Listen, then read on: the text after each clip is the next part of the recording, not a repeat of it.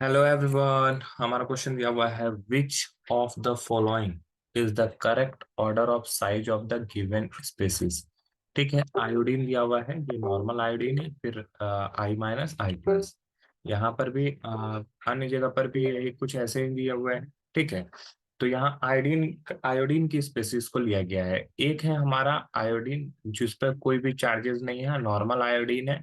और एक है आई माइनस, मतलब कि आयोडीन का एनायन।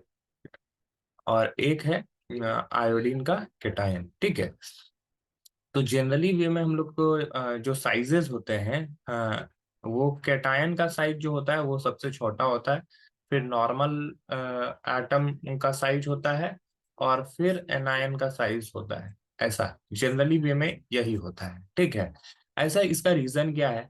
तो यहाँ पर भी सेम वही होगा कि आई प्लस का जो होगा वो सबसे साइज छोटा होगा। ठीक है, फिर उससे बड़ा नॉर्मल आयोडीन का होगा और सबसे बड़ा आई माइनस का होगा। रीजन क्या होगा कि आयोडीन का एटॉमिक नंबर होता है 53। तो 53 इसके पास इलेक्ट्रॉन है, 53 इसके पास प्रोटॉन है। ठीक है, जब आई प्लस का मतलब है कि एक इलेक्ट्रॉन ये डोनेट किया हुआ है। तो एक इलेक्ट्रॉन जब डोनेट करेगा आई प्लस की स्थिति में, इसके पास है 52 इलेक्ट्रॉन और 53 प्रोटॉन।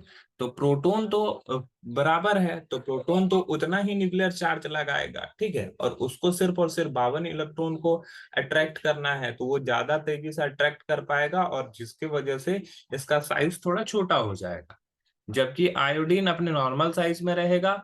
और आई माइनस जो होगा, यहां पर अगर बात करें माइनस चार्ज की बात अगर करते हैं, तो इसके पास एक एक्स्ट्रा इलेक्ट्रॉन होगा, मतलब कि 54 इलेक्ट्रॉन हो जाएंगे।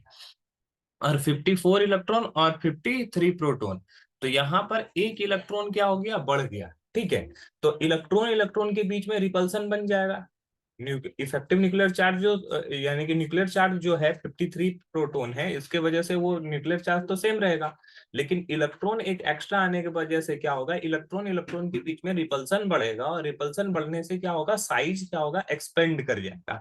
और साइज एक्सपेंड करने से निगेटिव चार्ज वाले का जो जिसको हम लोग एनायन बोलते हैं वो थोड़ा बड़ा दिखेगा। तो हमारा जो पहला दिया हुआ है नॉर्मल एटम को पहले दे दिया गया है, दूसरा में दिया हुआ है कैटायन को बड़ा दिखाया गया, तो ये गलत हो जाएगा। तीसरा में फिर नॉर्मल एटम, फिर देखो एनायन को बड़ा है, फिर नॉर्मल, फिर कैटायन। तो ऑप्शन डी हमारा राइट आंसर हो जाएगा। आई होप ये क्वेश्चन आपको समझ में आया होगा। That's all, thank you.